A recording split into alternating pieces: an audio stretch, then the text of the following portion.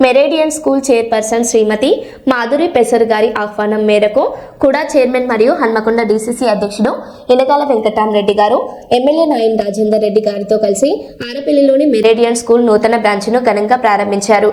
ఈ సందర్భంగా వారు మెరేడియన్ స్కూల్ చైర్పర్సన్ శ్రీమతి మాధురి పెసరు గారికి శుభాకాంక్షలు తెలియజేస్తూ ఉన్నతమైన ప్రమాణాలతో విద్యార్థుల సర్వతో ముఖాభివృద్ధికి తోడ్పడుతూ బ్రాంచ్ ద్వారా మరెందరో విద్యార్థులకు నాణ్యమైన విద్యను అందించాలని అన్నారు.